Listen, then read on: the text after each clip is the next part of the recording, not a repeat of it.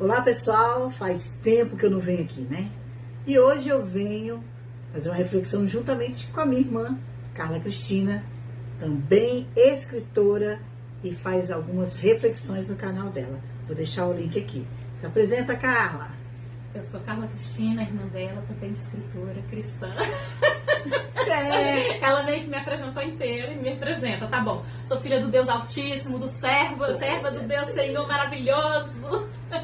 Essa é ela. Realmente é interessante, né? Deus me trouxe para a escrita, né? Em 2014.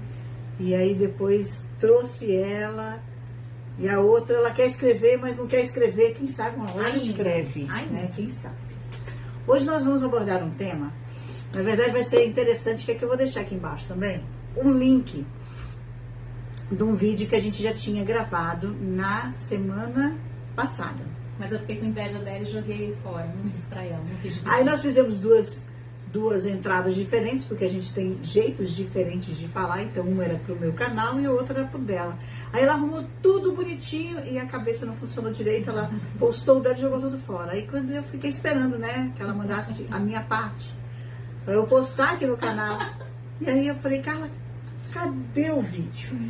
Aí ela, é mesmo, joguei tudo fora. Aí eu ainda cheguei aqui hoje e falei assim, cadê o da lixeira? Eu joguei da lixeira também fora. Então a gente falou, vamos gravar tudo de novo. E eu vai pro meu me canal. propus de gravar de novo no meu celular pra ela. Eu desisti. Não fiz, gente. Não, Pessoa que não sabe perdoar, né? Não sabe não, deixar perdoar, passado para trás. Vai que acontece de novo, né? Ela posta no dela e vai joga de novo. O que a gente vai falar hoje? Um tema bastante atual, um tema sério e um tema que o cristão precisa ficar atento a algumas coisas.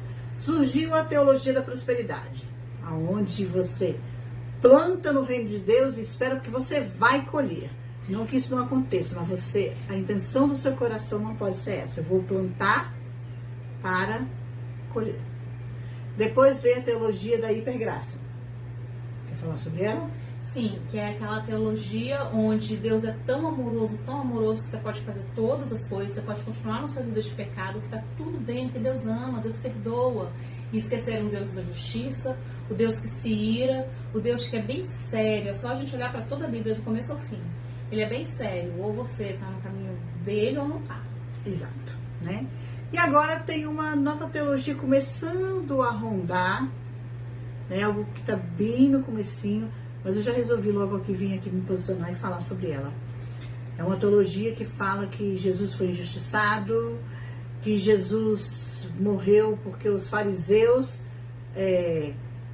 planejavam matar eles, eram duros de coração, mas na verdade Jesus morreu por uma única questão: pelo meu pecado, pelo seu pecado, pelo seu pecado, pelos nossos pecados.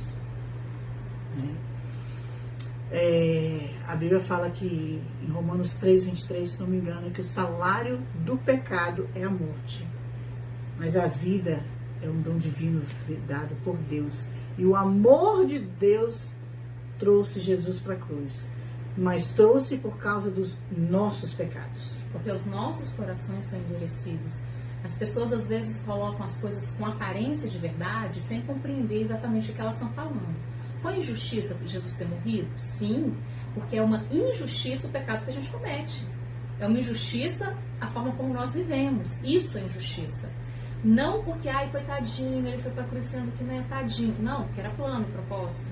Lá atrás em Isaías está escrito: e agora, quem enviarei e quem há de por mim? E Jesus disse: eis-me aqui, envia-me a mim. Lembrando que se não fosse por Jesus, o salário do pecado é a morte. Isso quer dizer que todos nós estávamos destinados à morte eterna. Sim. E Jesus trouxe-nos na cruz do Calvário o perdão dos pecados, ressuscitou e com isso nós temos a vida eterna. Vida eterna. Então não tem essa de ele foi injustiçado. Realmente a gente não deveria ter pecado, né? Mas nós pecamos. E por isso ele pagou um alto preço. E eu quero dizer uma coisa também, as pessoas têm muito isso na cabeça. Porque Adão e Eva pecaram. Acontece que você pecou, eu pequei. Né? Se a gente tivesse sido posto no Jardim do Éden, a gente pecaria. Porque é a nossa natureza pecaminosa. Exatamente, a nossa natureza é pecaminosa, inclinada para o mal. Isaías 53, 5 e 6 diz assim a palavra do Senhor: mas ele foi ferido por causa das nossas transgressões e moído por causa das nossas iniquidades. O castigo que nos traz a paz estava sobre ele, e pelas suas pisaduras fomos sarados. Todos nós andávamos desgarrados como ovelhas, cada um se desviava do seu caminho, mas o Senhor fez cair sobre ele a iniquidade de nós todos. E se nós cremos que a palavra do Senhor é viva e eficaz, então não tem injustiça, não tem fariseu, não tem... os fariseus é que planejavam matar ele. Não, tem o seu pecado, o meu pecado, os nossos pecados. E assim, os fariseus de fato planejaram matar ele. Mas uma coisa que as pessoas às vezes têm dificuldade de entender é que Deus, ele não usa assim o mundo varinha Harry Potter. Ele até tem poder para isso, mas não é assim que ele trabalha. Ele trabalha no aqui e agora, naquelas regras estabelecidas. A própria palavra de Deus fala, e Deus endureceu o coração. Então, Deus, ele vai cumprir aquele propósito. E aí ele bota naquela época, naquele povo, naquele contexto que ele sabe que é propício para que aquilo aconteça. Mas eu vou mais longe, que a gente vai ficar assustado.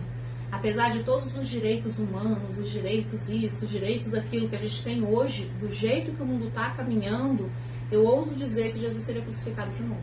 Com certeza. Concorda? Com certeza seria, e seria provavelmente taxado como intolerante, homofóbico, seria taxado como muitas coisas, preconceituoso, né? E tudo que ele dava era o amor, mas o amor com arrependimento. Existe uma condição. O amor dele não tem condição, ele nos ama, ponto. Mas para sermos salvos nele, termos a vida eterna nele, existe uma condição. Precisamos nos arrepender dos nossos pecados. 1 Pedro 1, de 18 a 20, fala assim: sabendo que não foi com coisas corruptíveis, como prata ou ouro, que fostes resgatados, mas com o precioso sangue de Cristo, como de cordeiro sem defeito, sem mácula, a qual, na verdade, foi conhecido antes da fundação do mundo, mas manifestado nesses últimos tempos por amor de vós.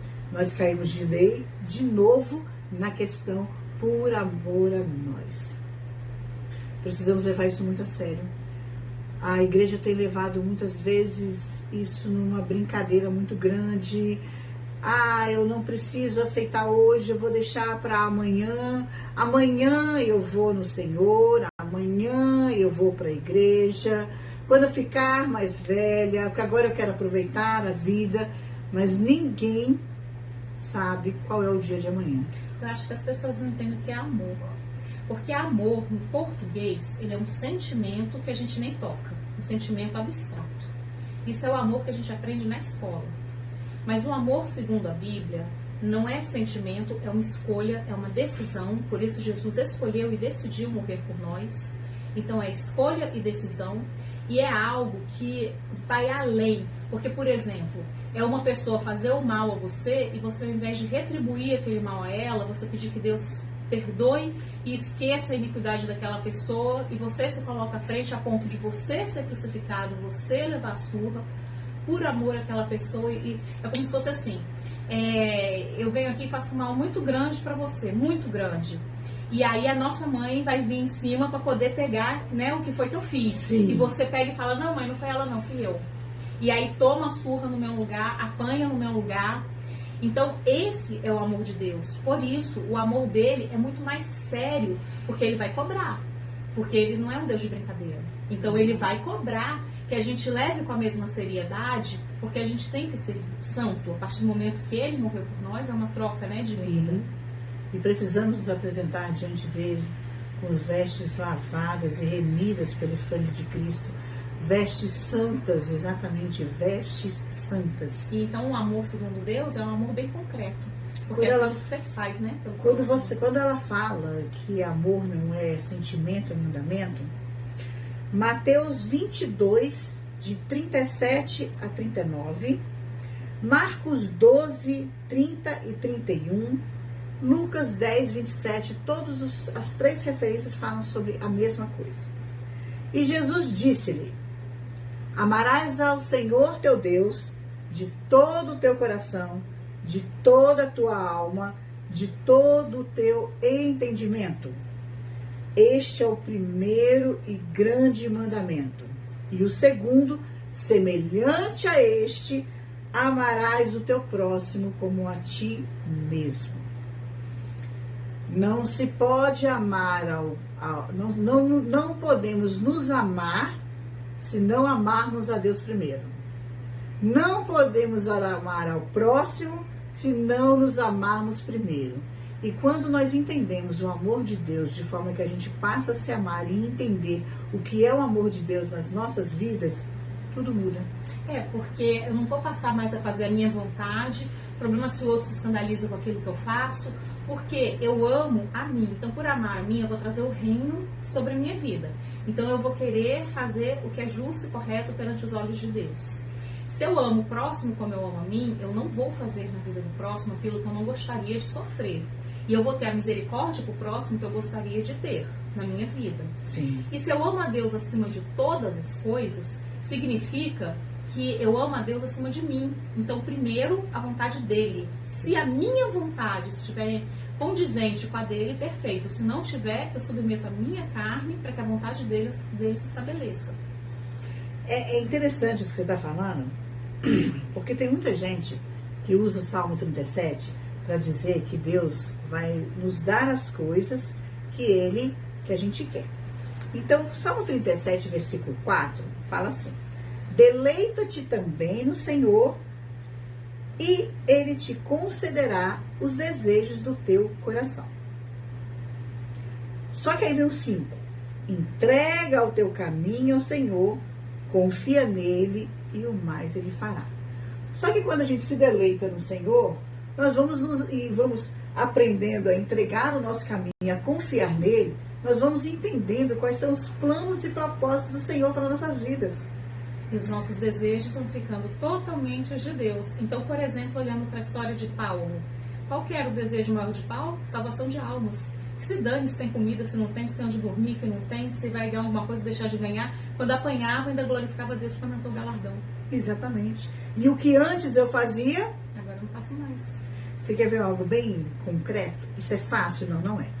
Sábado eu conversava com uma pessoa e a gente estava conversando e a pessoa falando que às vezes sentia falta de algumas coisas do passado. Então, às vezes sentia falta de conversar com isso, né? Eu conversava com outra pessoa que gostava de sair e tudo. E aí eu me deparei com uma situação muito interessante. Ela é minha irmã, ela me conhece bem.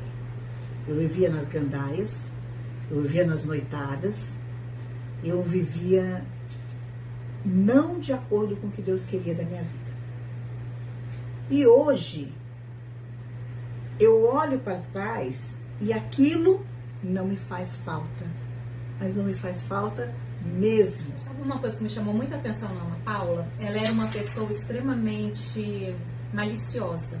Você falava uma coisa assim e ela já pensava numa coisa assim super maliciosa e aquilo já vinha na mente. E eu sempre fui tida como lerda, mas eu era santificada, né, desde jovem. Então eu sempre fui tida como lerda, então as pessoas tinham que desenhar para mim a malignidade, porque senão eu não entendia mesmo. E ela dava risada disso de mim. E aí quando foi um dia, aconteceu uma situação que alguém falou uma coisa indecente, imoral, e eu vim contar para ela. E aí quando eu vim contar pra ela, não tô entendendo, mas o que tem de indecente nisso? Aí eu, como não tá entendendo? Ela, não, mas eu não tô entendendo. Aí eu, você sempre foi tão esperta de entender essas coisas, eu que sempre fui lenta. E ela falou pra mim, Deus tirou de mim toda a malícia. E Deus faz, basta você entregar. Então esqueça a teologia da prosperidade, esqueça a hipergraça, e esqueça que Jesus morreu por um acaso, pelos fariseus, morreu por causa de injustiça, porque tudo isso, na verdade, foi um grande amor. E esse grande amor pelo qual nós vivemos e morreremos. Que Deus nos abençoe. Você também.